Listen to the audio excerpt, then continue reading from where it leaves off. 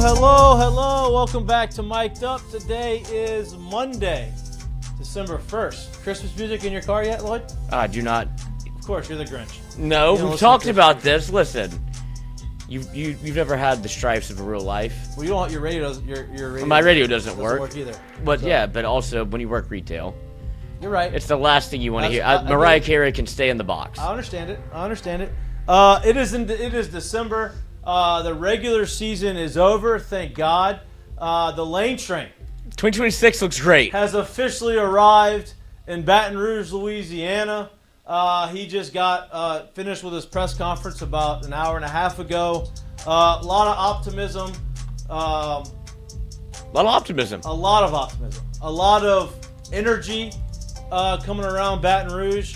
A lot of negative energy coming outside of Baton Rouge because of how this whole thing went down.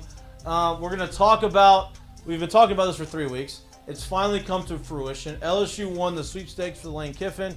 It seems like Lane Kiffin is very excited to be here, as he should be. The press conference, I thought, was an A-plus press conference from watching it and listening to it. I'm not a huge presser guy. He is the first coach since probably Nick Saban, and I was too young to really give a shit about press conferences when Nick Saban was the head coach here, that I'm excited to actually listen to in press conferences. Les Miles, you didn't really understand what he was saying because he would talk in a word salad. Coach O, you couldn't understand what he was saying just because you just couldn't understand him. And Brian Kelly just said a bunch of stuff that didn't really feel genuine. This first press conference that Lane Kiffin had felt very genuine, felt very sincere, and it was a breath of fresh air to listen to that and watch that. He talked about the whole deal of how he made the decision, who he talked to, all these types of things. A lot of things he said were very interesting. We're going to talk about that through the course of the show. We're not going to talk much about that LSU-Oklahoma game. I thought it was good. Oklahoma really tried to give it to us. Mm-hmm. They really did. But ultimately, LSU could not do anything offensively. And they ended up losing the game. Ends up 7-5.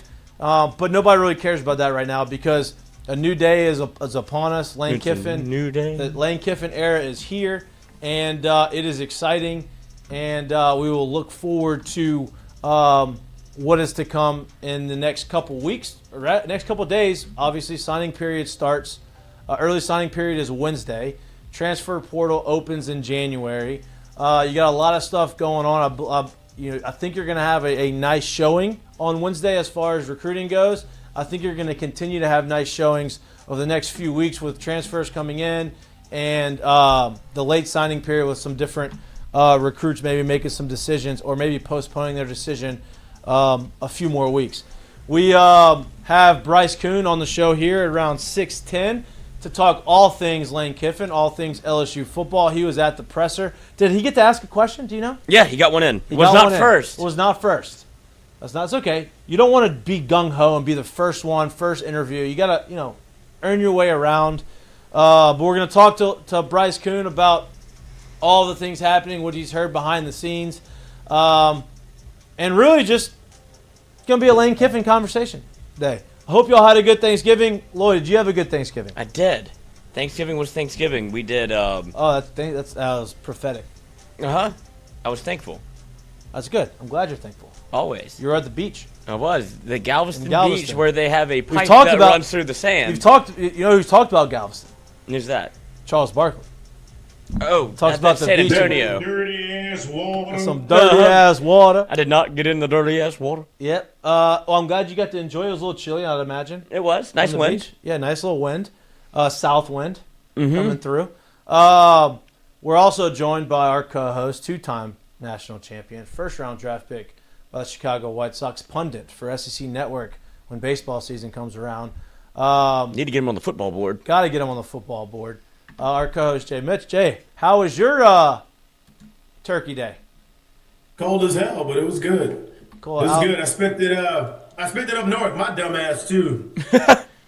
Finally getting some cold weather. We decided, sleeping at my wife's aunt's house. We decided, we in the weather. Why don't we just crack the window open? Well, one of these nights we decided to crack the window, or one of these days So during the day, we decided to crack the window open, leave, do all those things during the day, come back at night, completely forgot it was cracked open. It was just kind of cold. We like sleeping cold weather. It was 22 degrees outside. So woke up just a little bit of throat sickness. So if y'all hear me coughing, go ahead. But put it aside a little bit. I'm trying to get to the other side of it. It was cold as hell out there, but we survived. We got to the other side. I feel a little bit better. But you had this morning. You talked about the coziness. Oh, wait, by the way, flight this morning was god-awful. Oof. I mean, terrible. I think they thought that because it was cold up there that everybody would be cold on the plane. So they decided to not give us no damn cold air for damn near a 3-hour flight. Bro, I was sweating bullets. Oh, no, that's the worst. And then, on top of it, bumpy-ass shit. Oh, no. I'm talking on the way out, bro. We was at cruising altitude and still just... That's motion sickness all day. Motion sickness all day. I mean, I don't think I saw the ground until we were literally like 4 minutes until landing. But you didn't mention this. It was 22 degrees, cold, window cracked open, mistake, but had a little fireplace in the room, got a little real cozy. Yeah, but like I had it so low that you truly couldn't even feel it. It was just there for aesthetics. Yeah, like it was just there because like why not? Like we when in Rome type thing. Yeah, who's not just there? Bryce Koon. Bryce Koon was just there at the press conference, but now he is here on our show. He is everywhere. He's been working hard, I would imagine, over the course of these last 3 weeks, specifically the last few days, in the middle of this Lane Kiffin circus that ended up with LSU triumphant in the sweepstakes. So we're excited and privileged and honored to have Bryce Koon from On3 here on our show Monday, talking all things Lane Kiffin, all things LSU. Bryce, welcome to the show, dude. How was the presser? How was your Thanksgiving? Talk to me. It was good. Had a good Thanksgiving. Presser was great. The Baton Rouge traffic to get back home was not. It took me an hour to get home. Oof. Brutal. So I literally just walked in the door. So I'm pumped and ready. Perfect timing. You got a lot of time to kind of decompress from the presser and kind of get your thoughts in order. I watched it. I was just talking earlier. I'm not a huge presser guy. Like a lot of, in my experiences here at LSU, all these press conferences have just been a lot of fluff and just what you want to hear type stuff. This one was a little different for me. Obviously, there was a lot of drama that surrounding the hire of Lane Kiffin, and so I was interested to kind of see how Lane Kiffin approached the press conference. I thought it was an A-plus press conference. I thought he was extremely genuine in the things that he had to say. I thought he was very open about how the process went. Is that the same feelings you had when you were sitting there listening to him in person? Yeah, I mean, I think that we got to be careful now, guys, because we've got a head coach that he watches and listens to everything, right? So I think the biggest thing I would say is I do genuinely believe, and Ole Miss fans are going to try to convince you it's not real, right? But that's called cope because that's what they're doing right now. I do genuinely believe him when he says this was a hard decision. Like, I think those emotions are very real. I do think that place meant a lot to him. I do think that it ended how he ended. And I do think he hates that he can't coach that team. But I also do think he really does understand why, and I think that I understand why. Like, Ole Miss wasn't going to let him do that. It was not a fun spot for anybody to be in. I think it was genuine to an extent. I think it was real. And I think he had a little fun with it. You could see him get a little more comfortable, especially with the jokes, especially that last question with Ross Dellinger, right? With talking about Ross, hiding in the bushes or whatever. Like, he had some fun with it. And obviously, too, it's a weird time because we're not going to have a lot of availability with him. So there's not a chance to build a rapport with the media as much. So it'll be kind of sporadic. But I think once we get into, like, after spring ball and then after fall camp, like, he's going to learn to know some people and be able to kind of understand, like, who he's comfortable joking with, who's not, stuff like that.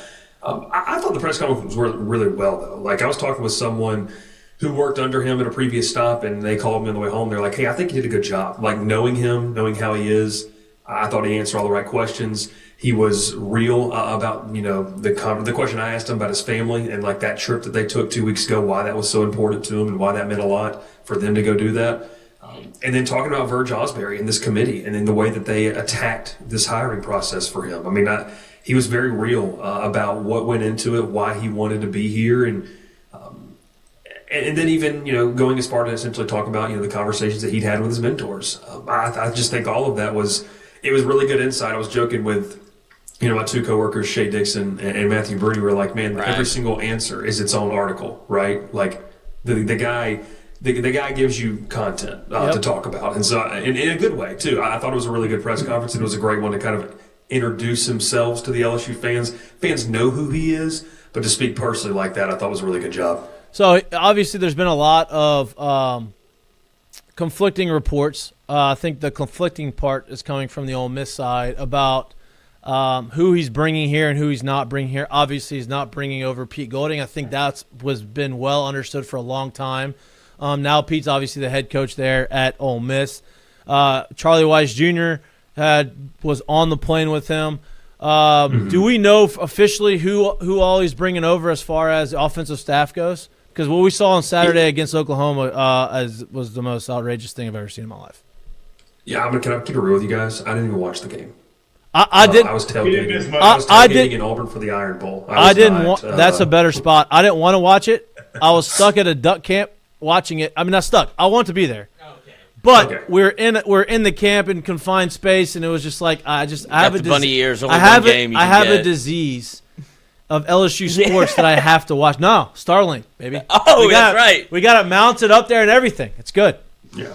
Yeah. That's good. Sorry. Now we know who Mikie votes for. Awesome. Yeah. No, I'm just kidding. Oh, shit. Get political. No, look, go back to your question about the offensive staff, right? Led to believe, obviously, Joe Cox is going to be here too, who is the tight ends coach with them. For people who maybe don't know who that is, I grew up a Georgia fan. He was a Georgia quarterback in the early 2010s, late 2000s. Played under Martin Rick, got into coaching, was at Alabama for a little bit. When Saban retired, he went over to Ole Miss. So he's been at Ole Miss under Kiffin. That's a guy who kind of has a label of like co-OC tight ends type of role. And I'll say this too, I'll put this in there. From people I've talked to, it's not out of the question. And Lloyd, maybe you can search this really quick because I'm going to give you some time here. I'm going to stall. It's not out of the question that Ole Miss's running backs coach could come with him. This whole deadline of last night, I think Football Scoop reported, I want to attribute it correctly. I can't remember who reported this, but that last night's total like deadline of like get on the plane or you can't come was kind of a little bit dramatized. So Ole Miss's running backs coach, it's Kevin Smith from UCF is where he played. I don't, that's the old. Yeah, he played for the Detroit Lions for a little bit. Yep. Stud. NFL. Coach, that was a big running back. He ran people over. Yeah, so he could be an option, which obviously creates an interesting conversation about where does Frank Wilson go in all of this, because you feel like you've got to keep him around. Outside of that, we'll see what happens. I don't know offensive staff wise, because now you're talking about your OC. You didn't really have an OC, so you've plugged the OC role. Quarterbacks coach role is that's going to be Charlie Weiss Jr. too. If Joe Cox is your tight ends coach, you're really looking at an offensive line coach and a wide receivers coach. I'll just say this, just to throw it out there. I was on talking with someone too. Wouldn't be surprised if Derek Nix's name came up in conversation, who was on the Auburn staff. Obviously, Auburn hired Alex Golish. If Derek Nix is not retained, which I have been so much into this, I have no idea what Auburn staff decisions have been, so I could be completely outdated in this. If he's not retained, Derek Nix was the co-OC for Kiffin at Ole Miss before making the jump under Hugh Freeze to Auburn. So they apparently still have a good working relationship. That's a conversation that could take place if you wanted to get to a hot board of positional coaches. He can coach wide receivers, I was told, as well as running backs. So it'll be interesting to see how they fill it out. I mean, just the biggest thing, Mikey, not to derail it, is God, you just have an offensive identity now. Correct. You're going to go into next season. I said this on our show, Bengal Tiger Show last night. I was like, I don't know how big LSU's going to win here. I do know that next year we're going to have fun watching this offense. Yeah. And I don't know what's going to happen record-wise. I can't guarantee anything. It'd be stupid for me to come on a show and guarantee anything. I will guarantee the fact this offense will be something fun to watch because he is one of the best sequencing play callers, if not the best in college football. So I'm excited about that. It'll be interesting to see over the course of the next the next days, I feel like, to see what this staff looks like and how quickly it comes together. He said that he's going to retain the defensive staff for the most, or at least Blake Baker, but obviously Blake Baker's getting interviewed right now at Tulane. So, if he doesn't take that job, it seems like you have your defensive staff at least mostly in place. Sorry, Jared. I add this too. Meant to add that in there. Sorry. No, but it's important because I'm going to go back to the same school I just mentioned. DJ Durkin is not a guarantee to stay at Auburn. Right. So Durkin and Kiffin worked together at Ole Miss. I think Kiffin has gone on the record and said the reason he left to go to A&M at the time was they just paid him more money than Ole Miss could. A&M did. So once again, it's just something to look at. Like, talk to someone on the way home. Once again, the same person. They said, "What's that working relationship like?" And they said, "Hey, it was when I was at Ole Miss and those two guys were there. They got along great." So. And Durkin's, God, he's been a hell of a coordinator with Auburn and what their defense is doing. So I don't know. I mean, it wouldn't surprise me to see Durkin stay at Auburn. But if he does not and Baker does leave, it could seemingly be a candidate when you start to go down that Lane Kiffin coaching tree of guys that could be available. Yeah. So we'll see what happens with that. But look, talked with some recruits late last night. Corey Raymond's you got to keep him. Like I think Kiffin understands that. Everyone understands. Like Corey Raymond has to be on this staff next year, and I don't think Corey Raymond wants to go anywhere. I think he's like, yeah, I want to be here too. So as long as Kiffin's like, yeah, I want you here, that conversation should last about 5 minutes. Yeah, Jared. And I also want to add this in there too. Contrary to what people believe, you now have a running game, like a true running game. Yes, sir. At the core of what Kiffin wants to do. He really wants to run the ball. And so now you'll be able to utilize that going forward again, which will bring some remnants of old school LSU back. But what I wanted to ask is, I guess in this 11th, 12th hour, this situation of how everything kind of played out, was there any feeling amongst like LSU brass that this would not get done or they would have to pivot and go a different direction? I think Verge was being real when he said that this had a lot of twists and turns in so many words, and it wasn't the cleanest path of that. I'll just go back to this, man. I think that this really shifted gears when the Kiffin entourage or family came down and visited. Like, I just think that, if you were watching like live betting odds per se, and I know some coaches across the country, don't love talking about betting odds. Shout out Eli Drinkwitz. I'm glad we're not sitting at his press conference at LSU, but that's okay. Anyways, I think it's one of those things where, just in short, like, I think Kiffin knew and wanted to be at LSU. I think it hurt him to leave Ole Miss. And then from what he said today, like, people reminded him, this is verbatim what he said, people reminded me that LSU is the best job in the country.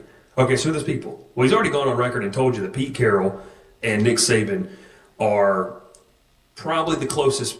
I hate to use it like this because obviously, his late father. But like, they're the closest people to father figures for him currently, in that role model type of thing, and then what he goes off. Also, reports out there that Kirby Smart. He talked with Kirby about this too, and wanted that those two guys are close. So when you have people reminding you, like if you're on the fence about a decision, and you have people who you really respect say, "Hey, look, I think you should do this." I think he wanted to do this. But he really wanted to coach Ole Miss. So to that point, I think it has been known that LSU was the choice for a couple of days. Kiffin told us that on Saturday he told Ole Miss he was going. He did not know until Sunday, though, that he couldn't coach the team. So if that part is true, that would erase, I guess, that worry factor. But I think if you're Verge Osborne, if you ask any of those guys on the board, they're like, yeah, until he stepped on that plane, we didn't know, with just how Lane Kiffin is. So maybe in Kiffin's mind, he had a more clear idea, but anyone outside of it, and even ours, when people were talking to, like, I told someone on Saturday, I said, I'll believe it when I see it. Like, not going against him, but you just don't know, man, with this stuff, like the stuff that can fall through. So to me, it's one of those things where you obviously sit here now, and it's easy to kind of point back at some of the things and say, man, we were really on the fence, but maybe we shouldn't have been. So, Bryce, let me ask you this. Next steps, right? Obviously, it's been – you saw him first night he shows up. He's talking with Lamar Brown in his office, and obviously the top two defensive recruits you have both said that they're signing with LSU on Wednesday. They're not going anywhere else. I would imagine outside of him getting his staff in order, the early recruiting signing period is Wednesday. And then you have a few weeks before, or you have about a month before the transfer portal window opens. I guess what's the next steps for him? I'll add this too. I think this is pretty public. Deuce Gerald's that third defensive lineman, Baton Rouge native. Yep. I messaged him. This is what he said to me verbatim. He goes, I'm excited not only to get to LSU right away and get to work. It helps to relax a little bit knowing who my head coach will be during my time here. I think he brings an edge to LSU that is common to the program. I'm ready to win a championship with and for Coach Kiffin. So there's your third defensive tackle that you needed on board. right there. So all that to say, the next steps, Mikey, you're asking essentially like what happens now over the next 3 days? Yep. You're going to flip a couple kids. So there's the kid from Oklahoma, Braden Allen, 4-star receiver from Lafayette. You're going to flip him. Like you're probably going to get that commitment. I don't think that's a big secret at this point. So that's awesome. Flipping from Oklahoma. He decommitted from Oklahoma. There's the receiver, Corey Barber from Ole Miss, that you've got a pretty good shot with here. The biggest thing, and Lane said this, they're not just going to take anybody. They're going to take the elite of the elite in high school. I talked with someone last night that told me they're not going to take a lot of developmental projects because Lane's going to hit the portal hard. And I thought, and I'm going to be writing about this for tomorrow morning, I thought Lane offered some good insight if you read in between the lines about what he thought about the portal. I mean, he straight up said, the quote, look, I know what the interest level to come play at Ole Miss was, at the place I was, when you put together the logo and what we have here, and there's going to be some serious interest to come to LSU, especially with Lane Kiffin at the helm. So, look, Michigan State just had a really good receiver into the portal in Nick Nash. LSU would not surprise me if LSU's a player in that recruitment, probably going to be one of the top players available. Any player that enters the portal, and this is always fun because I've covered some other teams that new to message boards, and a guy enters the portal, they're like, well, how about this guy? And I'm like, well, you're not in that realm. Lane Kiffin puts you in that realm. Every single kid that enters the portal, you're like, okay, do they want to? Because they got a chance with them. Do they want to kick the tires? So immediately you're going to wrap up this high school class, which I think still has an awesome opportunity to be really, really good. You might see some guys over here in the next couple of days push their commitment, their signing dates back to the last eligible day, which I cannot remember off the top of my head during this early signing period what the last day is. I don't think it's Friday, but I might be wrong in that. Do they push to February? Do you have some guys that, flip on signing day? I think it's made signing day much more interesting for LSU fans. So I think it's going to be a solid class. Going back to Haven Finney, I talked about the corner out of Sierra Canyon in California. For him, talking with people, it's going to come down to Corey Raymond. So if Corey Raymond's the cornerbacks coach, Haven Finney's going to be an LSU Tiger. Like, I felt pretty confident saying that. So, getting to work in that aspect, recruiting, which he obviously did a good job of that last night. Had Lamar Brown, had some other guys on campus that were near and around, and going to be going after that. So it'll be interesting to see how he attacks this, especially with some of the support staff questions still up in the air. Like, is Austin Thomas still a part of the picture with Billy Glasscock coming in and being the GM?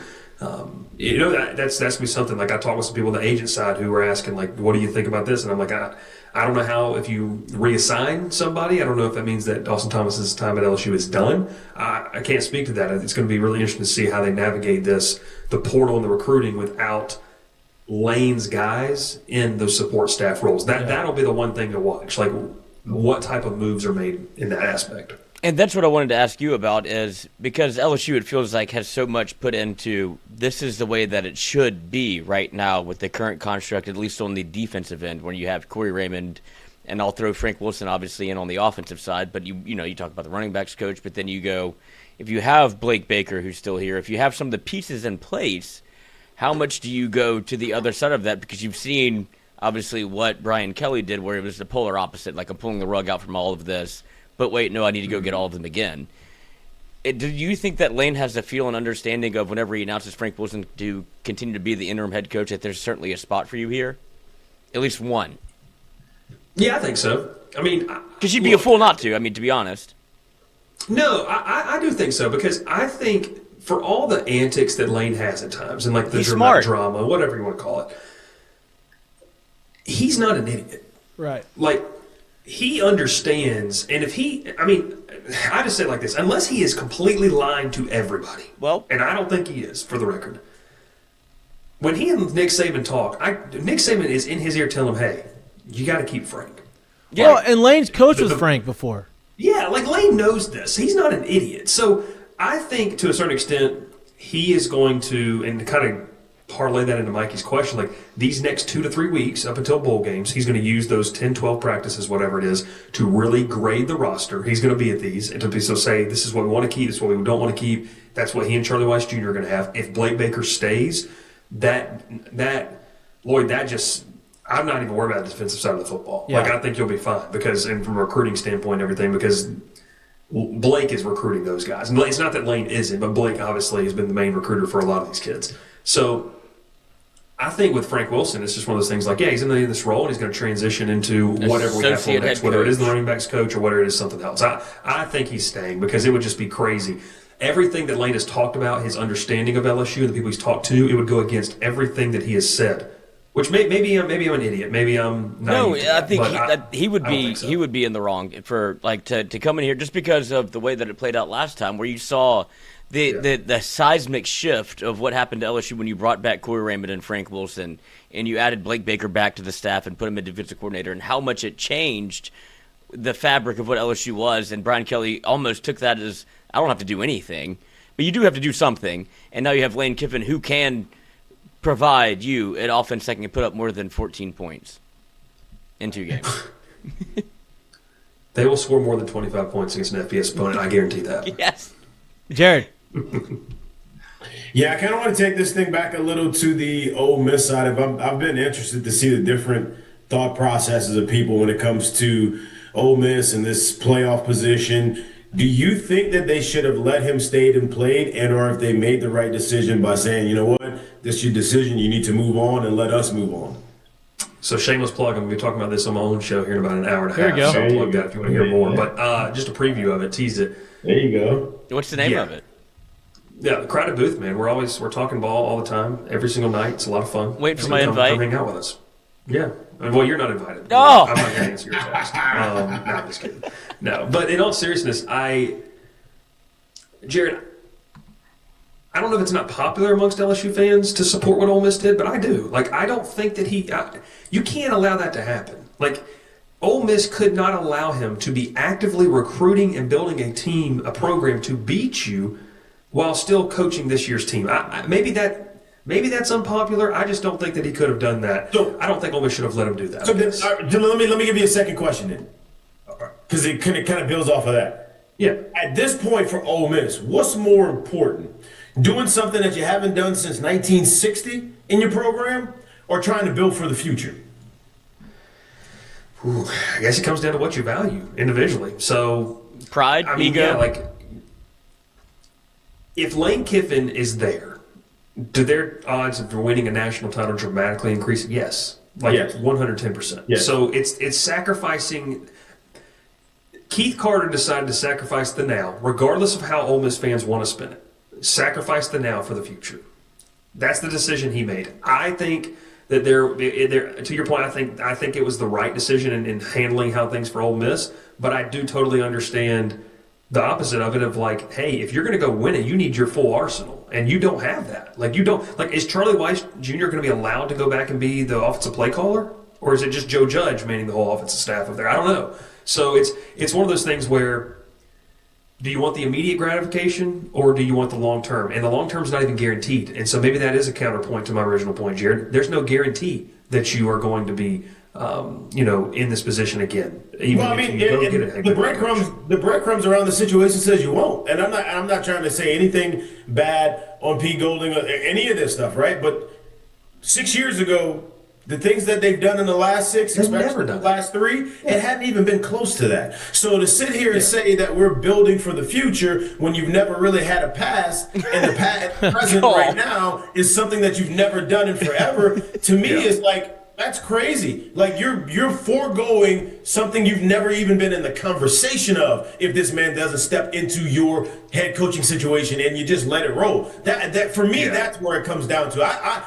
I understand that, even though I kind of understand the recruiting thing, even though I kind of don't, because at the end of the day, I still feel like he's got phone numbers, emails, smoke signals, people inside the program. Yeah. If he really wanted to come and poach, he's still gonna come and poach. It don't really make it. It don't make it hell. Like, it doesn't matter. So like that part of it, I'm not really on board, and I think it outweighs what you could do now just by somewhat trying to salvage the future. And I think part of it is, too, and I hear your point, I think part of it is, too, is Keith Carter making a power play to try to keep Ole Miss at this level. Because to your point, I mean, I expect them to regress. Like, I'm just going to keep it real with you. I talked to my buddies about this. I was like, if Pete Golding was on the open market, who's hiring him to be the head coach? Like, really. Like, he's the head coach at Ole Miss because it provides stability. That's why. Yes. And I'm not trying to discredit his credentials. Like, he's done a good job. He's been fine. Yes. but that's what it is. And we got a chance to see this play. We got a chance to see this play with Texas A&M and Texas last year on the baseball side of it, right? You hire Micah early because it keeps the stability there. So like this isn't a new play. This makes a lot of sense for them. It's a power play for Keith Carter to make fans happy. Because go on social media and look at the response. They think Pete Golding's the next coming of Jesus Christ, and they're going to be fine. It's going to keep rolling and be dandy. You know what? Maybe it does, maybe it doesn't. But I think it was a chance to save face with how Keith Carter has handled this. Because I do think he dropped the ball earlier in this process, and I think that it put everyone in a weird position. So now it's a power play to make Lane look like the villain. Okay, paint them as that. And it makes Ole Miss people happy because it's like, well, our AD stood on business. Okay, well, I hope it works out for you. I mean, I think it's a power play to appease people to that point. But are you going to be appeased when you haven't had any level of success, when you win 8 to 9 games for the next 3 years? I don't know. Yeah, well, I mean, we'll find out. I mean, he's like I said, he's been there. I think you're right. I think it does give them stability. I think it gives them. He's obviously the main recruiter. Right, like he's their head recruiter. He goes out there and he brings. So I think it gets the players to rally around somebody, which I think is important. What is that? It's a wrap. Oh, it's a wrap. Because you gotta go. Oh, okay. I'll take one more. Let's go one more. Okay, but, I'll take this one real quick because if you are, sorry, I know you didn't want it from me. You wanted it from the people. No. You're part of the squad. But if you are Ole Miss and you are the AD at Ole Miss and you make this power play, why would you not have kept Lane Kiffin with the idea of Pete Golding becoming the next head coach? Like, would you not have let Lane Kiffin coach this thing out and then gone, oh, we got Pete Golding, he's going to be the head coach? Because I think it's a power trip for them. Right, that's what I'm saying. Like so he's acting irrationally. Well, and I think it's an emotional reaction to say, go get. It's like a guy breaking up with a girl who's the best girl he's ever had, but then trying to like throw her to the side and say, well, she wasn't really that good anyway. I saw her Snapchat. Have you seen the social media reaction to this? The Ole Miss fans have themselves convinced that they're better off without Lane Kiffin. Right. That's insane to me. That's insane. It's a coping mechanism. So and I think Keith Carter saw the response, and that's what he's doing. So now you have all this.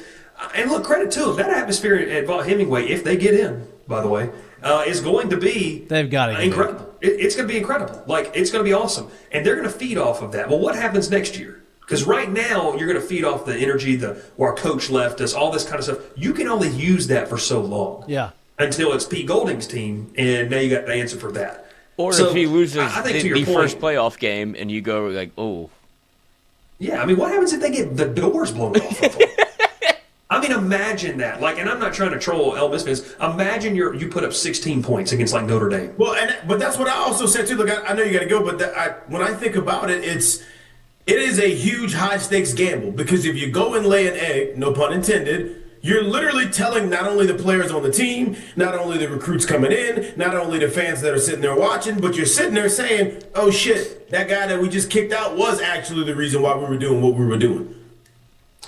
Yeah, I think Ole Miss fans are trying to convince themselves he's not. So maybe I've contradicted my entire point by agreeing with you in this. So maybe you're just that good of a Jared Mitchell for governor of Louisiana. Let's do it. Let's make it happen. 2026. We'll get you in St. George first. Yeah. No, so it's one of those things where I think this is a power play. It's a high risk move. It's a high risk move for LSU to do what they did because I don't really believe they had a clear number 2 option. Like I'm not buying that. I think this was Lane Kiffin or bust. LSU's won this. Ole Miss has made their bet, and now time will tell kind of who benefits the most from it. I said this last night on our Bengal Tiger show. I said there is a world where both can benefit, but Ole Miss took a ginormous risk by just saying we're good, like we're all right. Like that to me is a little bit of an elitist attitude, not maybe appreciating what Lane Kiffin really did. Or not given. I don't know. We'll see. Yeah. I get people who are mad. I totally agree with Kiffin's comments, by the way, when he said, people don't use the words they used at the old Oxford airport and run you off the road and all that kind of stuff if you're doing a bad job. Mm-hmm. So he knows. That's why he's going to be petty, because he knows the value he brought to that program. Yeah. He's well aware, and we'll see what happens. No doubt. I'm happy that we get to reap the benefits of the value that he gets to bring. And I always enjoy the benefits that you bring to us, Bryce. All right. We appreciate that. We appreciate you. Come late. We appreciate your time. I know you got a show. Right around the corner. So I'm gonna let you go spend some family time before you get on the show. We'll have you back on next week talking probably the same stuff. There's going to be we'll have some recruiting stuff. Yeah, more conversations, more recruiting. We'll talk hopefully about who's. Do you think they let Ole Miss in the playoff? Nope, they're going to get in. Music City Bowl. That's what we're talking about. Yeah. Yeah, well, Ole Miss will be in the playoff, but we'll talk about quarterbacks next week. Who's gonna come? Who's not gonna come? Where's he gonna go? All that kind of stuff. I know you got to go. I don't want to get you on there, but you always do leave us with a little carrot at the end, and I'm not gonna put pressure on you. But before I go, that's usually what you usually say. Before I go, what about this? And there's a little caveat. Yeah, but don't do it. I know you don't have time. I don't have anything. I'm trying to think. That's okay. You don't have time. You don't have time. I'm ready for CJ Bailey's season in Baton Rouge. There you go. See, that's what it is. That's what it is. No, I don't. That's a personal preference. I don't think quarterback. Let's do it. Come on. Trinidad Chambliss can waiver. Can I say something? No, I'm not gonna say it right here because I'm gonna say it off air because I don't want to get you stuck on it. I think it's a controversial take. Oh. I'm not sure I want Trinidad Chambliss. Oh. I'd have to go watch more of them. Y'all are insane. Awful this year that anything looked good. So that's also true. You're right. Anyway, he's been phenomenal. Relative to that. Go. So I'm not saying I don't. I'm just not sure yet. Okay, go ahead. Bryce, go look up the Trinidad and Tobago flag and see what Lane Kiffin tweets about. I mean, I know what he says. Next week on the show, just holding the Trinidad and Tobago flag. I know what he's saying for the World Cup. He hasn't got it approved yet as with the waiver, but we'll talk about it. We'll talk about it off air. All right, Bryce. Appreciate you, dude. Appreciate you. Later. Thanks, all right. Egg Bowl. Listen, I think he's a great quarterback. I think he's played great this year. He is so good. Y'all are insane. I'm not saying Jared, what do you think? I'm just not sure.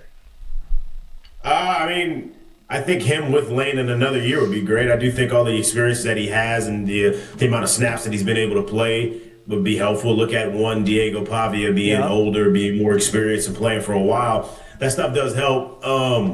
So, yeah, I mean, I wouldn't be against it. I am really interested, honestly, when Lane comes and starts his recruiting and does his thing. I'm really interested to see what names he can draw interest in and what guys he can actually bring in. Like, I think if you want to go with the Trinidad Chambliss idea, that's easy, but what else is out there? Right. Because that's still for one more year. Like, who else are you going to build and put this thing around? So when I think about it, I think about it that way. But it would help you.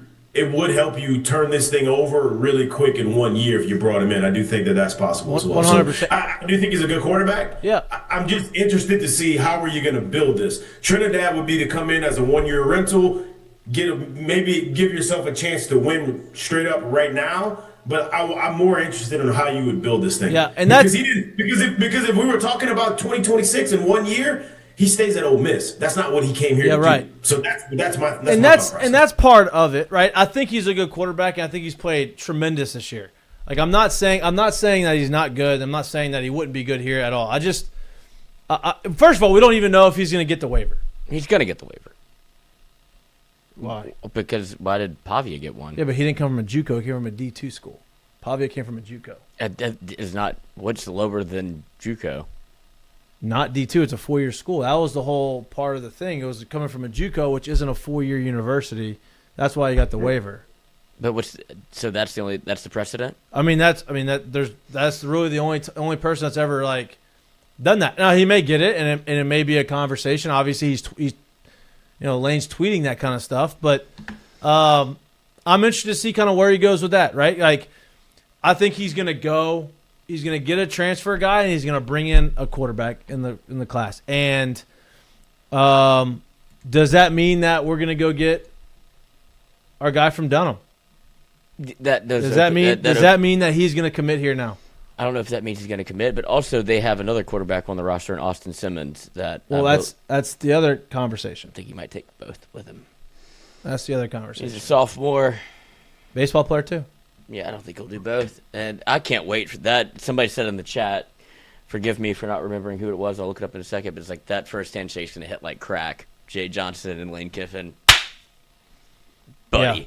It's just I'm curious to see kind of what it looks like here. You know what I mean? Like what his not on the field stuff, off the field, like how what's the recruiting look like here? Because I think it's going to be a tad different than how he approached it at Ole Miss. I think he's still going to hit the portal, but I think he's going to be able to reap the benefits of having top 5 recruiting classes here. Yeah, that's why he's here. So it's going to be that's what I'm excited to see.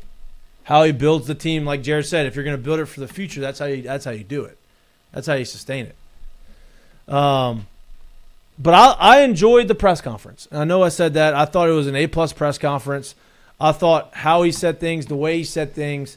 And look, he could be blowing smoke up everybody's ass. I just don't think – I think usually when you hear stuff from Lane, it's like – it's pretty true for the most part. It may be sarcastic or it may be there's always a message within the message. There's always something in there.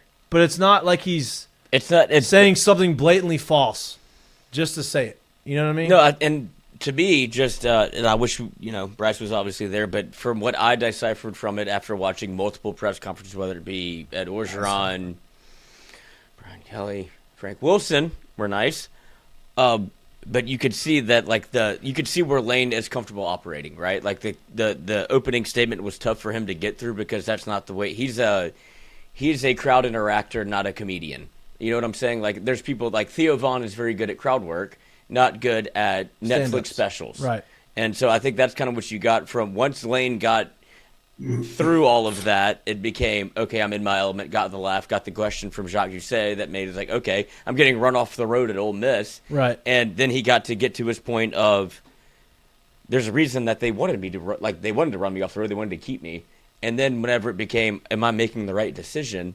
And to hear him openly laud about LSU and I got here and you see all of the brass, you see Frank Wilson, you see the board of supervisors, you have the number one recruit in the country, number one player in the country at your doorstep.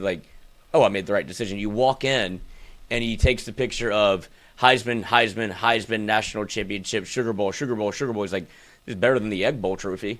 Right. That all puts all of a little bit of your queries or did I do the right thing to rest? You're like, oh, this is different. Yeah. I don't know what the inside of Ole Miss's facilities look like. I do know what LSU's look like, and that's second to none. Yeah. And I think that's kind of where it hit. Always I get what Saban was telling me. I get what Ed O was telling me when I'm beating out the window. I get why you were fired up. Hey, people are so mad at Lane Kiffin right now. That's how you know it's good. Right, but they're so mad right now that I saw, is it Nicole Auerbach, the writer? I saw a tweet where she reached out to ESPN to ask them about Nick Saban giving him advice to go to LSU, even though Lane Kiffin never specifically said Lane told him to go to LSU. He obviously said he reached out to Nick Two Saban coaches is what he said. For advice. And she is saying that she reached out because it's a conflict of interest. ESPN declined comments. People are searching to really just bury him. And that's tough. But it comes with the territory when you're Lane Kiffin. And it comes with the territory when you come to a place like LSU. No doubt. People are salty. Listen, I want Blake Baker to stay, but DJ Durkin's an interesting conversation. If he leaves. Who just got hired? By Michigan State? Pat Fitzgerald? Anything can happen. I mean, DJ Durkin and Pat Fitzgerald are not the same that's what I'm category. saying. So you just need a domino to fall. I mean, look, all is forgotten with time. If I had to pick, obviously Blake Baker's our guy. But if he ends up taking the head job at Tulane, they offered it to him. And that's the question I want to ask both of you. Do you think it bodes him better for Blake Baker to stay at LSU and then possibly get – because I'm nervous for almost like the Dave Aranda situation where that's good for LSU, right? He stayed, but then he made the leap. And you go to Baylor, and if you're Blake Baker, that's the boat you're in. I can leap right now to Tulane. And you kind of middle there, and it's is this what I am? Your name's no longer hot. Or you're good there, and it jumpstarts you to a bigger job. I understand why Dave Aranda left, and I don't think it's that much of a secret that he and O had different visions of what college football looked like and what maybe coaching practices were, right? Right.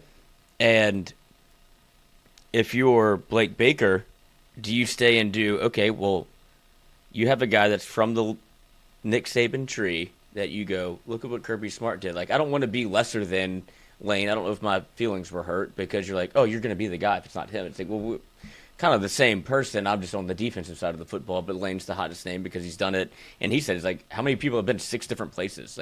Is that a good thing or a bad thing? It's well, people want you everywhere you go. And if you're Blake, do you go, I feel a little bit spurned that I was never really considered the first option. I'm going to go take a head coaching job because I can. Or do you go, I'm going to stay at LSU, go on this run where we win 3 national championships possibly, and I can take any job, as you've seen the SEC operate the way that it does. Florida's open. Arkansas is open. Like, Auburn's always open. I could go to any job at this point instead of having to go down and prove that maybe if I don't do well, I don't get an opportunity again, and I can't really go back to the well of LSU. Yeah.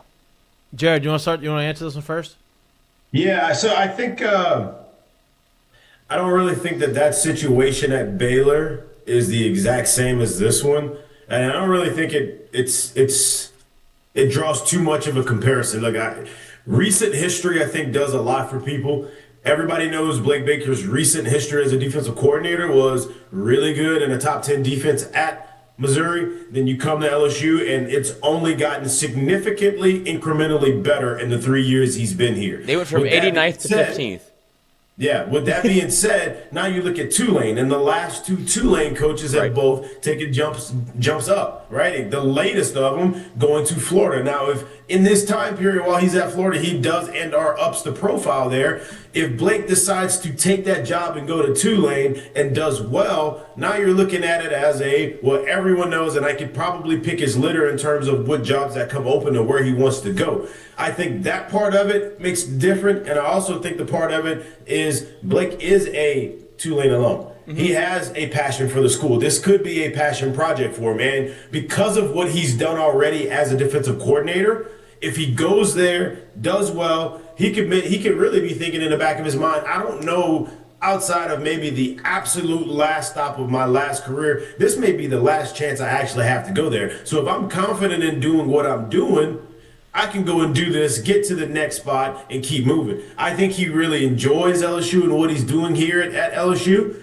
I think if he takes this job, it would be a passion project. And I think at the same time, if you're talking about price point or if you're talking about the opportunity to go to the next spot, I think if he does well there because of what he's done in the recency in that program as well, the opportunity to go to the next spot is just as high. So it really determines, or it really comes down to for him in this sense of what does he really want to do? Because I think if done right, he's got the same opportunities on the other side. Right, and I don't think you talked about him being spurned, not being the first choice. I don't believe that's in the consideration of like, oh, I wasn't the first choice, so like I'm going to go somewhere to where I am the first choice. Like I don't think that's affecting his decision right now. If you ask, like, would you rather us have him for the first year and then he decides to go take a head coaching job? I'd rather that because it gives you some stability on the defensive side of the football when you're bringing in the whole new offensive side. You get to keep these guys together, and it gives you an opportunity to go out and try to find someone and replace them with like a proof of concept type of thing. Hey, Lane came here. This is what we looked like. Okay, let's go find someone else just to fill the gap. I think Blake Baker's an outstanding defensive coordinator. I think I would love to have him here forever. The reality of it is he's such a good coach. I don't think he's going to be here forever. But if I had to make a decision of like, would I rather have him or not have him, I'd rather have him. And you know, to Jared's point, I do think he can have the same opportunities both ways. I think he could go to Tulane, crush it there like the last two head coaches did, and get a big-time head coaching job. I think he could come here, win a couple national championships with LSU, have a top 10 defense in the country, because I think it's only going to get better. You've seen what he's done from 2 years ago when he got here with the 89th defense in the country, scoring defense, to the 15th this year, and he still didn't have all of his guys in there, right? You saw what another full recruiting cycle looks like with him as a defensive coordinator and him basically leading the defensive recruiting class, right? Like you have three really good defensive linemen that are coming in this year that you really haven't been able to stockpile for a while. You have other linebackers that are coming in here that you haven't been able to stockpile for a while, and then obviously with the secondary with Corey Raymond. So you're seeing what he's doing. I think that if you can have an elite defense with an offense that obviously Lane's going to bring in there and you have the opportunity to go win, I think you can get the same opportunities as a head coach, maybe better opportunities as a head coach after that. I mean, that's what Kirby did, right? That's kind of what I'm trying to have my cake and eat it too. Yeah. Like I'd like to see what it looks like with both of them on the sideline that makes LSU like markedly better. Right? If you have what you have in place on defense, you're able to keep Corey Raymond because Blake Baker's not going to fire him. He's not going to say, like, no, he's going to kowtow for, like, no, I like having Raymond on staff. You get to have Blake Baker. You get to keep Kevin Peoples. Like, all of these things. And there is some smoke from Bryce Koon's message boards on 3 that Kyle Williams didn't necessarily like the college football environment. And that's what raises the question of... No. I don't think you can do that. Do what? What do you... I mean... Bring Coach O back. Oh, boy. Are we doing this again? You can't. Oh, boy. Can't do it. If Lane has full autonomy... Yeah, but, I mean... Look... Y'all are decision makers. Make a decision. If Here, I already told you my decision on this. I think it's enough. I think that's more of a distraction than anything. I agree. Yeah. But they're boy, and he mentioned doubt. him today. No Yeah, doubt they they're are boys. boys, but it's also kind of shitty too in the thought process of, you know how Louisiana is, you know how passionate the fan base is. Just what if? What if? Mm-hmm. What if it's not going great, and you got him on staff? You got to fire him again. No. No. Fire What do you Lane think to the bring conversation's Ed gonna be? up. Oh, yeah. Man, come on, like it wouldn't work. It's what we do. It sounds, it just sounds, but it just wouldn't work. I just, and this is nothing with Coach O. I have nothing against Coach He's had his time in the sun. A lot of time in the sun. I just can't. I can't see that. What if he had never been the head coach? That's He has never been the head coach for sure. Yeah, that's what it is. And like what Jared's saying is, you almost have to be scared of him, Right. this shadow of if Lane doesn't win 10 games, 11 games, get to the playoff. It's like, but you got Edo recruiting his ass. I was like, bring him back. Look at him. He looks good. Well, He's on the straight and narrow. let me ask you this though. You said that the On3 message boards Jackie saying, Daytona. Jackie Daytona. Insider. Saying that Kyle did not like the college football atmosphere. Yeah, he preferred. Yeah, of course, but He did it for LSU, essentially. Do you think though that part of It might have been Brian Kelly. yes, that's where I was going with that. Yeah. Part of it. Now, look, it's a I whole. thought he did a good job. It's but a I don't whole know if he. different. I don't know I thought the defensive line played, but with losing one of your best defensive linemen early in the season, I thought they played fine. Yeah, I don't think the defensive line was like there was. I don't think that was ever on the litany of problems that LSU had. That was not it. That was not one of them. But I don't know if he I don't know if he understood or knew what he was getting into when he signed up for the job. He was like, this is what college football is like. He's like, maybe not. Maybe he doesn't want Kevin Peoples helping him with the defensive line. You know, he's like, I used to do this thing as a defensive coordinator, as a head coach, and now it's like there's a bunch of people in here that I would rather not be micromanaged, and then Brian Kelly does not help with that. Well, and that's my point. But this is from Jackie Daytona, so I don't correct. know if it, and know. look, and look, he may. He's been 2 for 2. He may have He liked called it. the firing and he called the hiring. Okay. Well, I mean, and maybe he's right, but I think part of that also has to do with a little bit of Brian Kelly and how he handled business and how the type of atmosphere he brought around the staff and the team. But I will raise real quick is Lane Kiffin mentioned the governor. Oh my God! Remember, like he did it during the presser. Yep. The governor mentioned Ed Orgeron during his weird press conference, and with Pat McAfee, and then you have Lane Kiffin mention Ed Orgeron again. So they're like soft launching this Ed Orgeron comeback, where everybody like they're feeling the temperature of the room. It feels like of like, would y'all be okay with that? And everybody's like, hell yeah. Edo got a pass on all of this, and Jared, I'm with you. Like you forget what he did. Like 2019 was awesome. 2020 and 2021 were just as bad, as good as 20 ever. But 2020 and 2021 were the worst ever.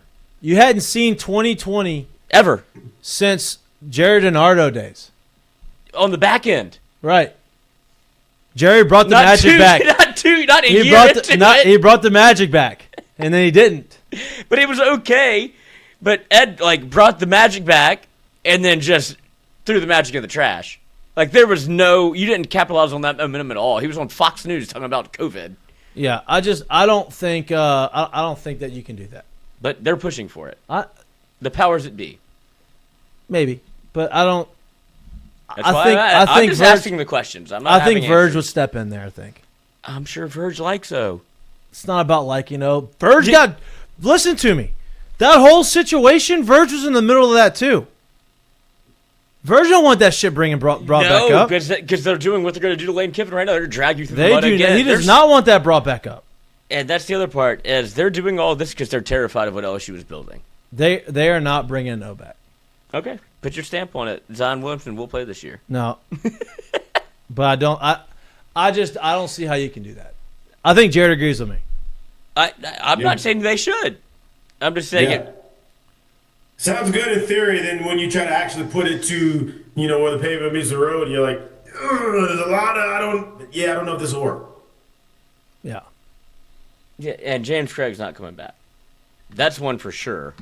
Yeah. Just in the chat, Chance Badman, James Craig might come back. I don't think he wants anything to do with LSU. No. And you ain't bringing back James Craig and Edo. No, I will say this. I do trust that. I mean, you may not have to look for anybody. You may keep the entire defensive staff intact, right? But if you do have to find a defensive line coach, I would imagine that Lane has been around enough defensive minds, which he mentioned in his press conference. He's been around 3 of the greatest defensive minds in the history of football. His dad, obviously, Monty Kiffin, one of the best defensive coordinators of all time. Pete Carroll and Nick Saban.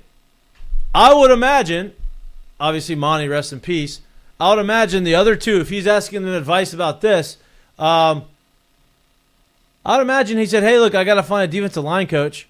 That's kind of y'all's area. This is who I'm thinking of. What do y'all think? No, I'm going to go look at this guy. Okay, I'll go look at that guy. I just can't imagine it, though. And no offense, Coach O. I like you a lot. Coach O, my dad, same recruiting class at LSU. Oh, did you know that? Yeah. Yep, same recruiting class. Same pads. 1980, I believe. Yeah. Coach O didn't make it very long into that tenure. Nah, had about a guy in the bar. I heard he turned his face into hamburger meat. And then he went to go close. He wanted to transfer, go closer to home, but he went further from home. He went shrimp boating. More up north, Louisiana, not South Louisiana. Nope. Well, he had to go dig ditches and shrimp boat. Yeah, had to figure it out. Because his daddy said, "Oh, you want to waste your scholarship? I'll put you to work." He's gonna bring the Rock in for his defensive line coach as an assistant defensive line coach. I mean, who cares? I would say that now, but I don't put anything past Lane. No, I just don't. I think we're a little ways away from that. I am curious. We've talked about this on the show. I am not a huge recruiting guy. Like, I don't follow it like to a T. Obviously, it pops up. Soup to nuts. But like, I am actually interested to see what this, because that was the timeline that we talked about, right? Like, we got to get this thing done before the end of the season or right at the end of the season, so that you can have your recruiting class stay intact. You can go in the portal. You can kind of get some things situated. Frank and Corey and all those guys did an unbelievable job of keeping that recruiting class intact and not losing a ton of recruits through the course of this chaos. And now that you got Lane Kiffin, obviously brings a lot of excitement. I'm just curious to see what this looks like. The real question is does LSU get any Bo Perbulus?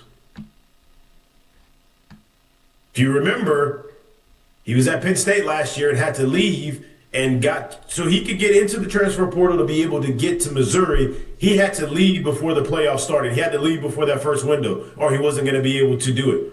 Does that happen to any of these Ole Miss players? Well, they changed it, right? To January 3rd window now, right? Is that January 6th? Lloyd. Jesus Christ, dude. It's still before the national championship game. Yeah, you're right. So if they make it to the championship game.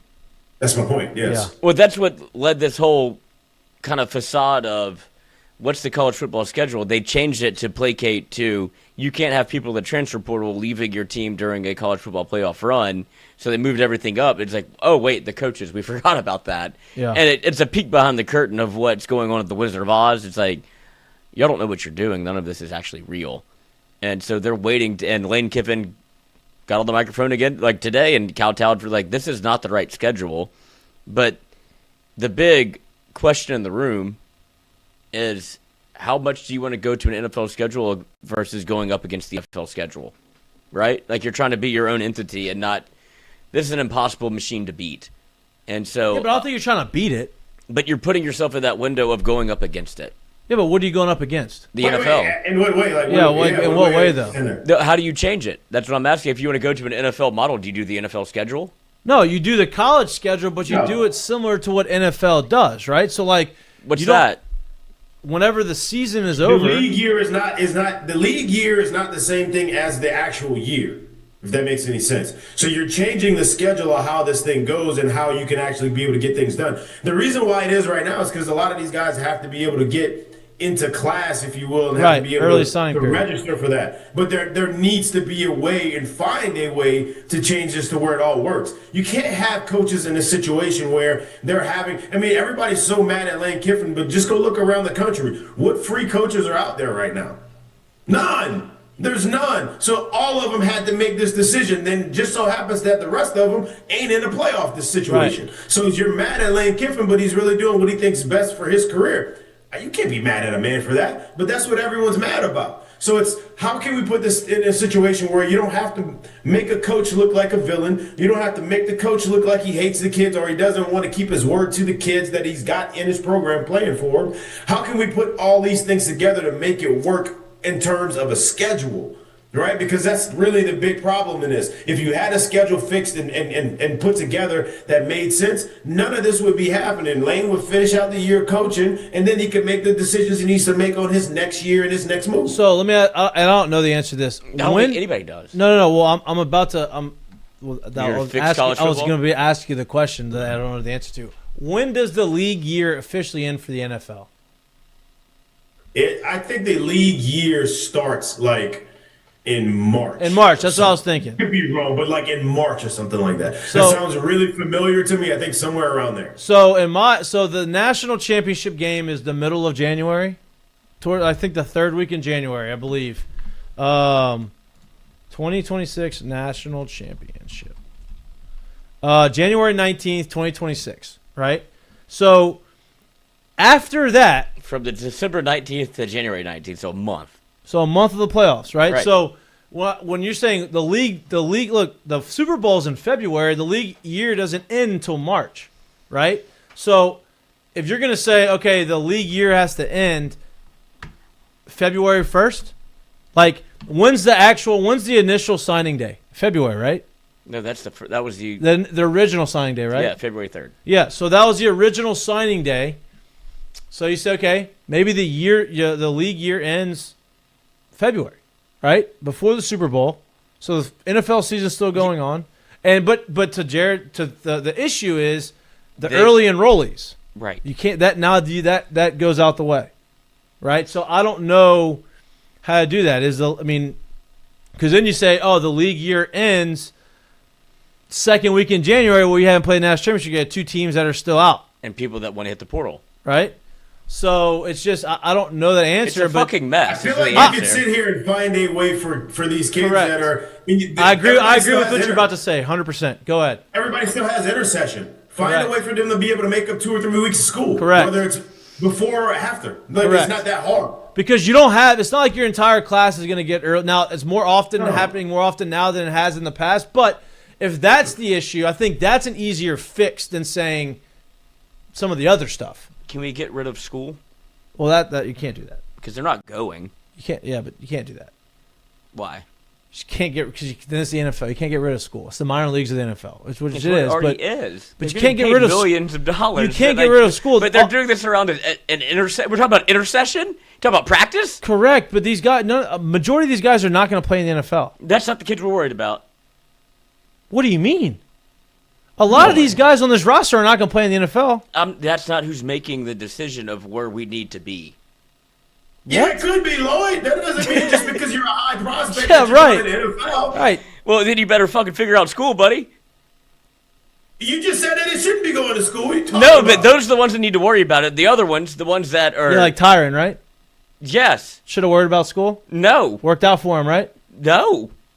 It worked out. Not in the collegiate aspect but of it all. But going to the NFL, of him not being a high recruit, going to the NFL. But my point is, like, you don't never know who's going to go. We thought we had a ton of 5 stars that were supposed to be great that weren't great. Right, but I'm talking about these are people that schools will give an opportunity to play for. Arik Gilbert is still out there somewhere. and nobody's gonna give him an opportunity. Not anymore. He's on his 5th school. But like, Quit stealing vapes. School matters. It No, does. it matter. doesn't. It does matter. It does, Lloyd. It does. Maybe not to you. It matters. I went twice. It matters. But so look, you got to figure if you want to early enroll. I'm just saying that shouldn't be the calendar decider of what you're trying to do with college football. It can't be about admissions and But that's my point. Let Is them in whenever. That's easier to figure out on the back end. But they're trying to still placate around an NCAA rule that's non-existent. Fine. But well, that's why I said move the year in the league in. You can enroll whenever you like. The year end of the league. I don't know how to say that, but the end of the year to February. That means you give a little over a week, 10 days or so, after the national championship game. The best part about it is if you do it that way, I feel like there's some kind of way to give the high school kids a harder cap a little bit earlier. But the transfers that are coming in, that makes up a small portion of what these rosters are. Now, I'm not going to sit here and say there isn't a lot of transfers, but I think you have to understand if you are a transfer, there will be a makeup period. So if we're going to do this and we're going to have this thing backed up, we got to make room for those transfers that get a chance to get in somewhere. Well, if you're doing it, then we need to have this thing backed up a little bit. Yeah. I mean, look. Yeah, I mean, because look, think of it this way: if the end of the year was early February, and the rules were the NFL where you couldn't interview anybody until the year ended, that means you would have, let's say, a national championship happens on the 19th, and you would go and you'd have your interview. Now, listen, you'd have conversations with the agents probably way before that, but you can't physically interview the guy, right? Then you would interview all these people that you wanted, and you'd have the decision made hopefully a week before, even if it's a couple of days. Because, look, Lane Kiffin became the head coach technically on Sunday. Signing day is on Wednesday. Yeah, but that's 4 days. But that's not the issue. It's the issue of I wanted to coach my football team. Correct. Well, that's why when you move it to the end, my point, it was just part of the recruiting side of it. That's why you move it to the end of the year so that you can do that. Yeah, but then they want to get these kids in early enrolled. But then you figure that out in the back end. That's something I think you can figure out. Well, no, but if you're LSU, you want Lane Kiffin here as early as possible because I fired my coach. So I want to be able to hit the early recruiting period because that's the normal recruiting 100%. Period but so does the NFL. The teams want to hire NFL coaches, but you can't. That's the rule. So you make the rule so you can't interview anybody until after the season. Then LSU would have been. No, they'd be in the same situation as everyone else. Same boat as everybody else. Same situation as everybody else because the recruiting classes are moved back. The transfer portal window is moved back. There's no activity until after the end of the season. So you would be in the same situation. You get your coach. You have a recruiting, hey, let's just see what happens, which everybody did. And then you get your coach at the end of the season, and then all of a sudden you get him, okay, now we got him. We couldn't make a decision until February 2nd anyway. So we just waited. So you just do it in the shadows again. What do you mean do it in the shadows? Like if I agree to a deal with LSU on it's December 1st, if I do it on November No, then you get fined. Okay, yeah, go find. I'm just saying find out that yeah. You're talking about fixing it. You're talking about it as it stands today. Fixing it is not how the NCAA stands today. You have to fix that whole deal. You have to have a whole different system. NFL, if there's any tampering, you get fined. If you're going to go and you're going to spend all this money on coaches and buyouts and recruits and transfer portal, all this stuff, and there's guidelines and there's actually rules to follow, and you break the rules, you get fined. Because you're no longer we're treating you like a professional, so you get fined. If there's tampering, you get paid. Now, as it stands today, you can't do that because the NCAA holds no weight, right. And you have no governing body. But you can't change this without a new governing body and a new entity that says, "Okay, I'm going to oversee college football." That's how you fix it. Guardrails. I don't want to use that because everybody uses that. I mean, am I off base on this, Jared? No, I mean I like that. That's exactly what I'm saying. Is Lloyd's bringing this up as if everything's going to be perfect. Like it's not going to be perfect. Just like there is a league year, there is things that you can do, there is conversations that happen, but there's hefty fines on the other side of you figuring out that that's what's going to go on, and you put those in place and you let it go that way. But if you can put those things in place, it allows everybody to understand that this is a dead period until the playoffs is done. It's dead. And we'll figure it out from there. And look, I'm sure there's going to be some people trying to tamp around it, but that's where you have to say, okay, there's penalties for this. If there's proof on that, there's penalties, and that's how you put your guardrails up. Mm-hmm. Bumper lanes. Bumper lanes. It's not. You can't fix it as it stands today. There's no fix because the NCAA holds no weight. The NCAA has no spine. They have been wishy-washy in a lot of their decisions. I don't think they've made a decision that has been good, if I'm being honest with you, right? So you create the college football, or you play college football committee, whatever you want to call it. Oh, more committees. Right? You call it the whatever, right? Like you don't have you have the NFL, which obviously is run like as good as you can run something. Right, so you figure out you put people in place that are not athletic directors of schools that are in the playoffs. Like those need to be out, right? And you put these people in place, and you say, okay, these are the guidelines, these are the rules, this is the parameters on which you got to stay in. Y'all have always followed them, so. And if they follow them through the NCAA. Like you got to figure, if to change something, you've got to make a change, and you've got to make it different, and that's making it different. Can't change it the way it stands today. Just can't. Nobody, like you said, nobody's going to listen to it because there's been no precedent before. Will Wade. Right? Like it's just. Now he's in North Carolina State. There's just no rhyme or reason as to why something happened or didn't happen. But I guess, and I hate to harp on this point, but it's like, what's stopping them from doing the NFL rules or doing is it because of the school? Like it's because of class? I mean, I'm sure that's part of it. I mean, I don't know. I haven't been in these conversations of like, what are the issues? But like, yeah, that would be part of it. Like, okay, the league year ends, but like at the same time, like they're still trying to abide by the school schedule instead of the college football schedule. Correct, and so there's one that's easy to change, there's one an that's interest hard. There's a conflict of interest there, I guess, with like amateurism, right? But at the end of the day. I mean, do you say, hey, listen, you can't transfer in the spring semester? You got to, if you're going to transfer, you transfer out, finish out that semester, and then you have to go there over the summer like high school recruits. You know what I mean? Like, I mean, there's ways around it. You have to talk it through, figure it out. That's what was so interesting about Lane Kiffin talking about the transfer portal, where he goes, can't talk about transfer portal, but I know we're going to be as active as anybody in the transfer portal, but I can't talk about the portal people. Listen. So what do you think they're doing? Well, and look, I get it. As it stands today, that's what you do. Well, that's what the current. Yeah, I know, but that's what I'm saying. Like, but they're clearly doing something. No doubt. Yeah. But I'm not disagreeing with that. But like to change it, you have to change it. And there's got to be able to penalize them is like, hey, listen, this is what it is. It doesn't have to come out of your pocket, but it's got to come after your NIL budget or something. You're going to have to pay this fine for what you did. That's the only way you get. I've said, and look, this is not the same example, but I've said this before, and I think a lot of baseball players have said this.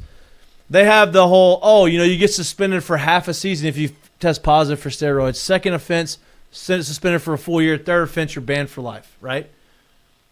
All that suspension does is suspend you without pay for that half the year, right? The whole thing was, hey, it used to be 60 games. 60 games for $60 million. Would you take that? Yes. Would you take the risk of being on steroids, having a really good year, signing a big contract for $60 million, and getting only suspended for 60 games and that without pay? And then you get to come back and get your same contract? You would absolutely do that, right? So what we said was, and the PA will never agree to it, what we said was, hey, listen, if you get popped for steroids, your contract's null and void. No more contract. You get popped for that, no more contract. You got to come back, perform, and have to sign another contract after that, right? And if they did that, you'd have a lot less. Now, it's not as much or not being caught as much, but you'd have a lot less. So my point is you have to have a penalty severe enough for them to stop doing shit. Yeah. That's what you have to do. Yeah. But it's never going to catch 100% of 100%. No. But you need to have something that's severely curbing this thing and how it's currently done. And you don't have that right now. And I think LSU is actually kind of the winner in this, as it currently stands. What was that?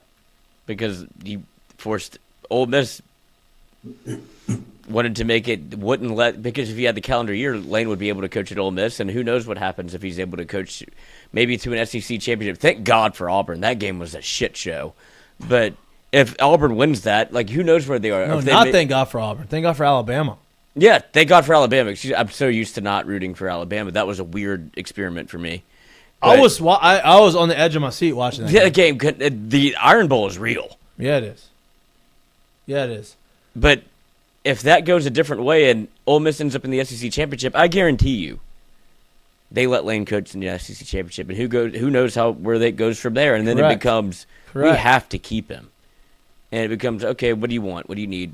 But that wasn't the reason he left. No, but the longer you're there, the more you might fall in love with it. Like, I don't actually need to go anywhere. See, my issue wasn't Ole Miss at that point.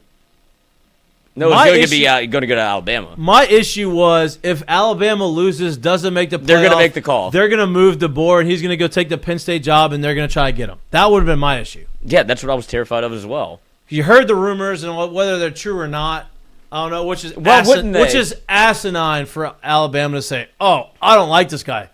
What do you SEC mean? championship. First year after the most legendary coach of all time leaves abruptly, kind of, and you come He's in mad about the after calendar. you just came out of the national championship game coaching for Washington. You come here and you have a new guy who's never been in the SEC. You have following a legend. All the pressure on the world from you with a fan base who talk about spoiled. Cool. Spoiled is Alabama. And he goes out there and goes, 9-3 last year? Mm-hmm. And they thought it was a horrendous year. And now they're in the SEC championship game with a chance to go to we're going to the playoffs with a chance to win a national championship game. And you want that guy out? I mean, come on, man. Like, that's insane. That is outrageous. I don't even care where it is or what. 1 year? Come on, man. Yeah. And it wasn't even a bad year. No, the transition year. Like, you're following the footsteps of the greatest of all time. There's a lot. Woodenoff is still in the building. Yeah. That is a monster shadow that is cast over you. Everybody looking over your shoulder. Like, I did pretty good. 9-3 is not bad. And then to follow that up, it's not like Brian Kelly's 9-3. And then the next year, you don't go in the portal and get somebody because you like your quarterback Ty Simpson, who did not play who nobody for Saban, liked. Who didn't start for Saban, didn't even start for you the year before, and now he has a chance to go top 5 overall in the draft. You saw one what he's time doing. On a rainy camera against USF whenever it was like they didn't even have the weather was so bad they had a desk cam. Correct. Is how you watched the game go. Ty Simpson started that game and go, well, he can't play here. And now he could have won the Heisman. Now he's hurt. It's just that's a crazy. But that was my worry. That was it because Alabama's that crazy of what they've become that could have happened. It didn't. It didn't. So we're good. Spot the ball. Spot the ball. Before we get to the segments, let me ask you this question. Oh. And I asked Jared, but Jared's not the recruiting guy. You're not necessarily the recruiting guy, but you're around it more than us because you do 18 shows. Mm-hmm, thank you. Cooking show. Cooking show. LSU currently, as it stands, they're ranked 12th in the country. They're 12th rated recruiting class in the country. I believe that obviously it was always gonna probably get better towards the end. But with Lane Kiffin now there with a few days left. And then you obviously had the late signing period. Where do you think they fall when it's all said and done, recruiting-wise?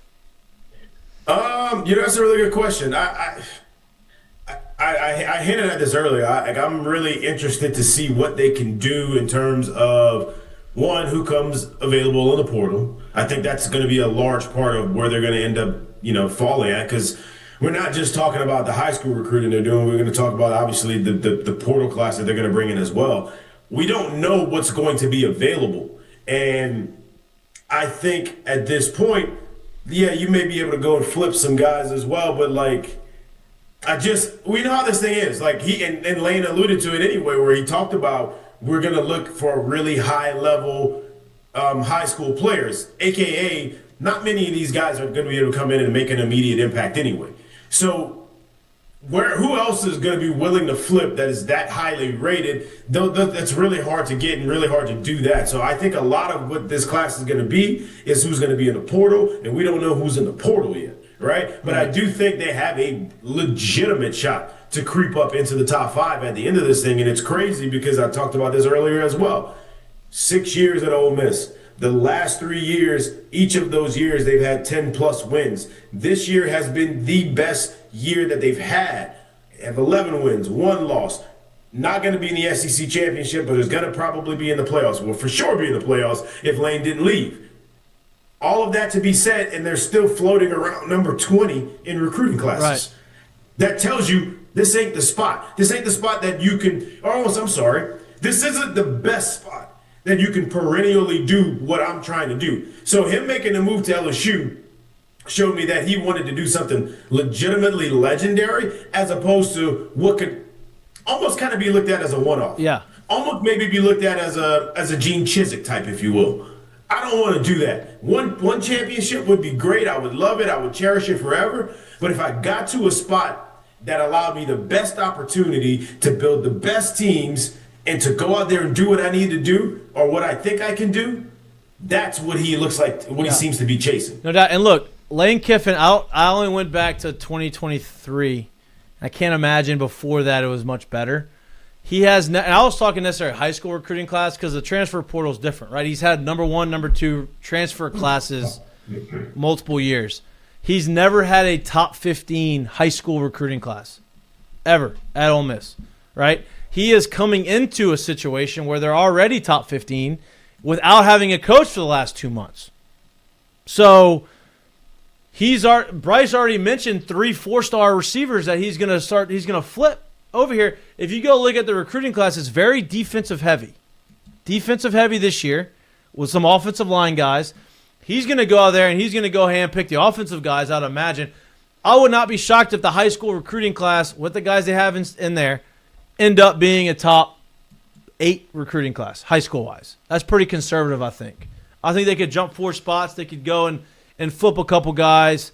But then you're going to get the transfer portal, which that's right. But you may sauce. not see him.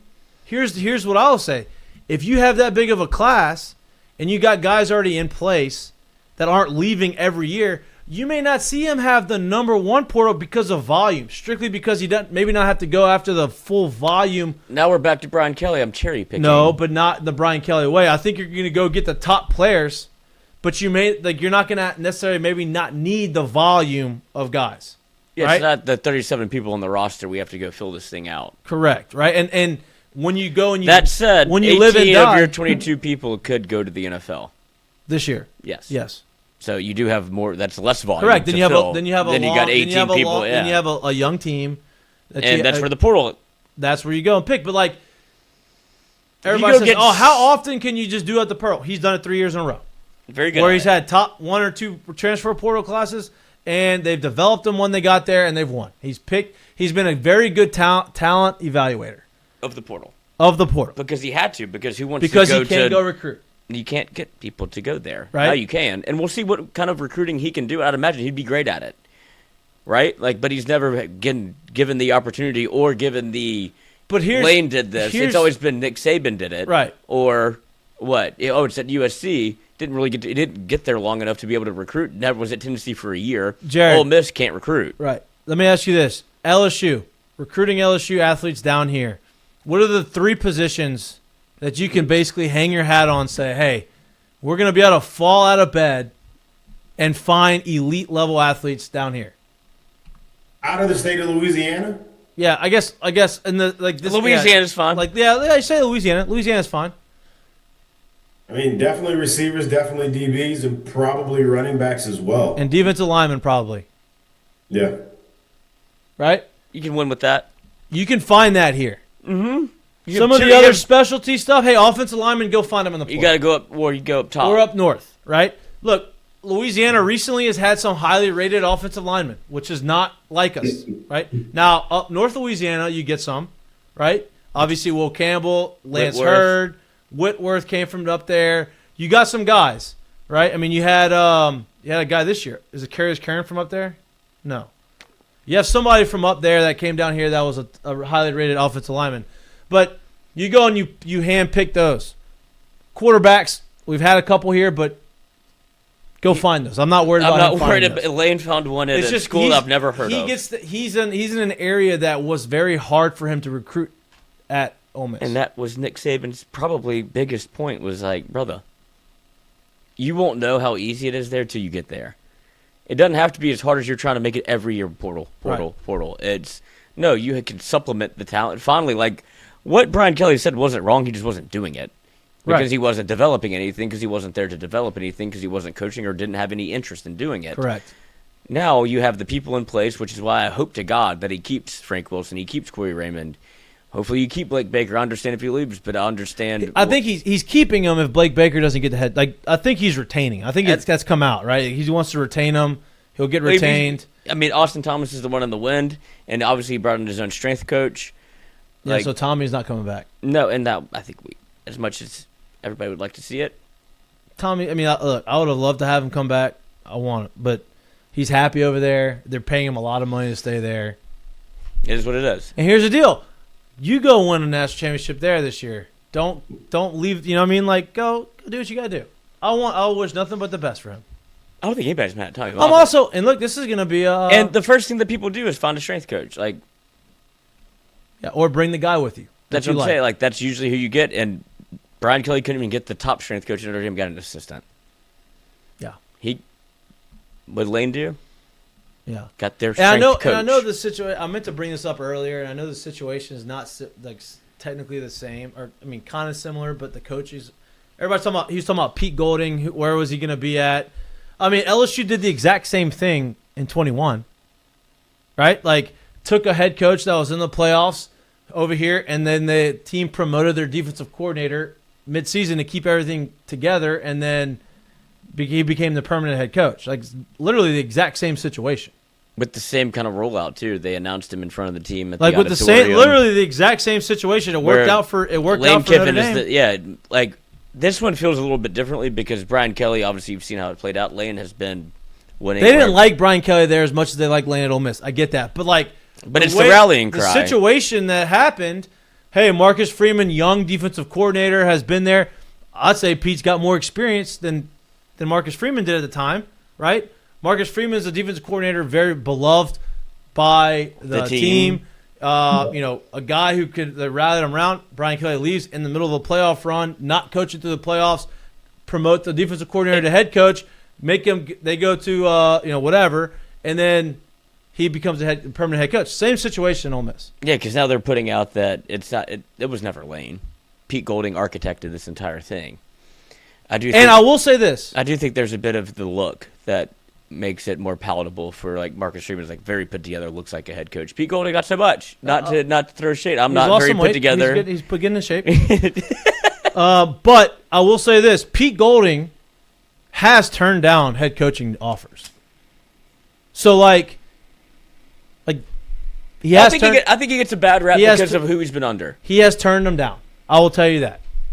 I like Pete. So. Well, my point is saying like, hey, if he was on the open market, like, I'd rather Blake. No, I'm with you, but I'm just saying like, is he gonna be? Are people gonna go after him? Yes. The answer to that is yes, because he was technically has been in the open market as a defensive coordinator and has turned down offers. So, it's not just some like it's not just a guy that's like, oh, here you go, just take it. No. This guy's been coached underneath two of.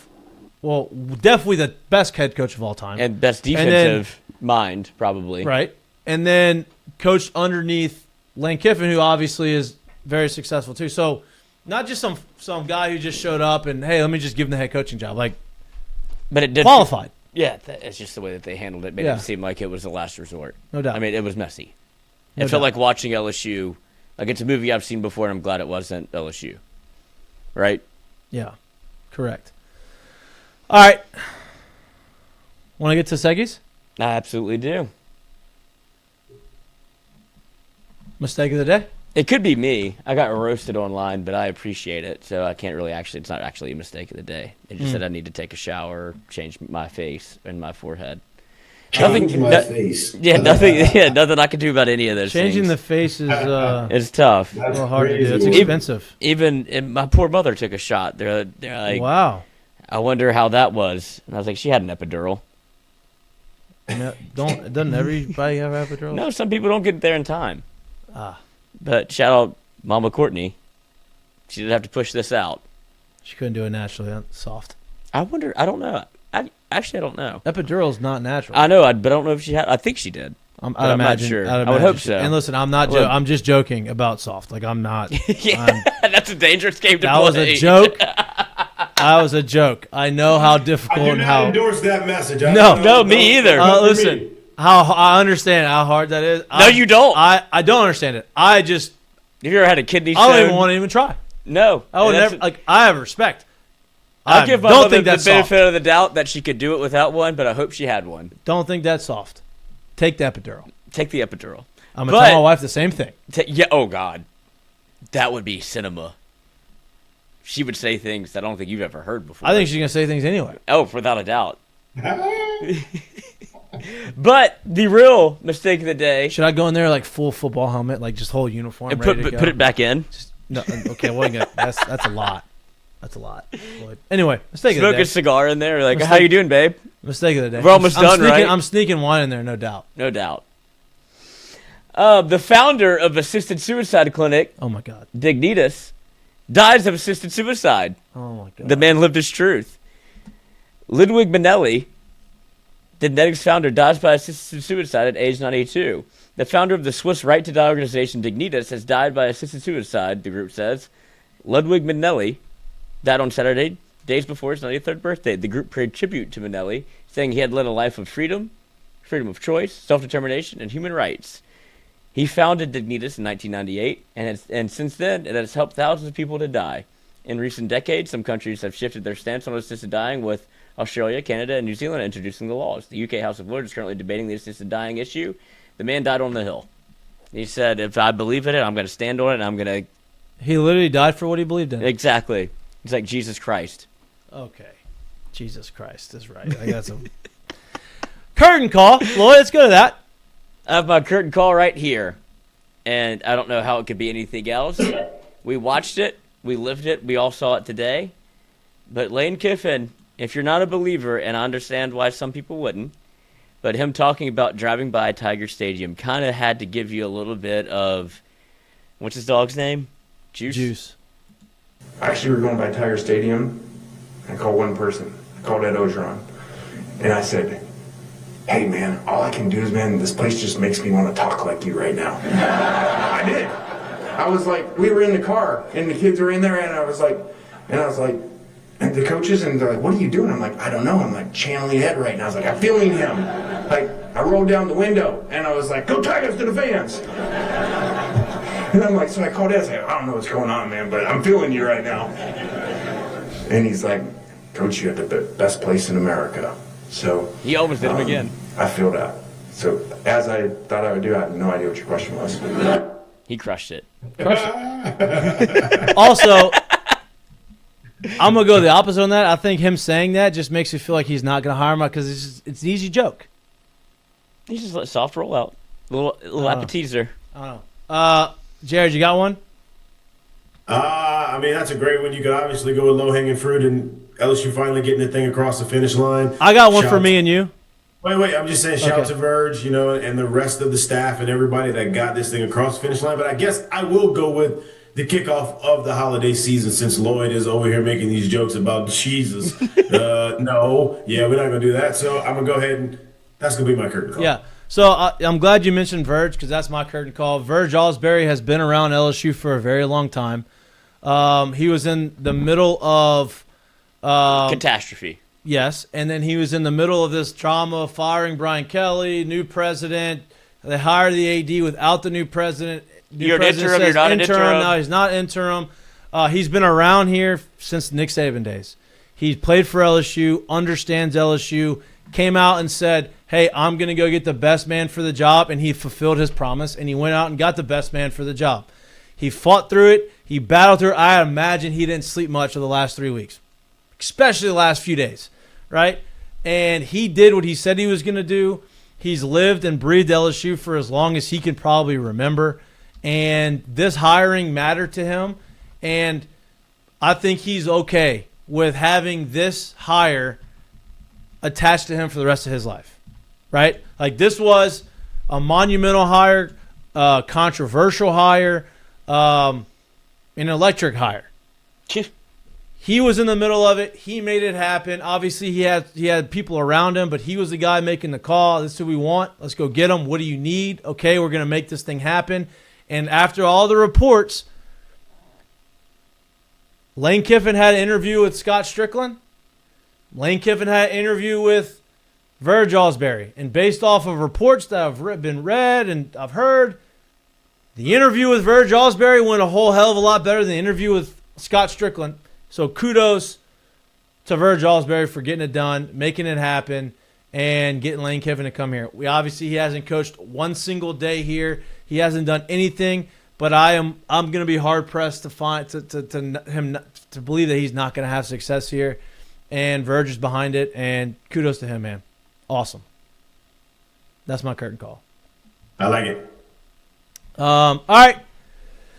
That's all we got for you on this beautiful Monday night, this rainy, chilly Monday night. We'll be back live in studio on Wednesday from 6 to 8-ish. Obviously, that is the signing day, so we will talk about what happens in Lane's first signing day at LSU, 3 days after he becomes the head coach. Fix the calendar. What's that? Fix the calendar. Yeah, fix it. Fix the calendar. Figure it out.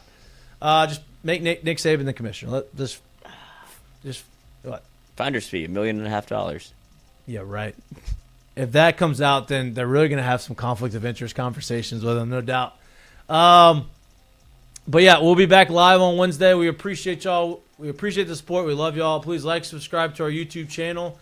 If you can't watch us, but you like listening to us or anywhere you get your pods, get the epidural. Enjoy Monday Night Football. See you on Wednesday. Peace.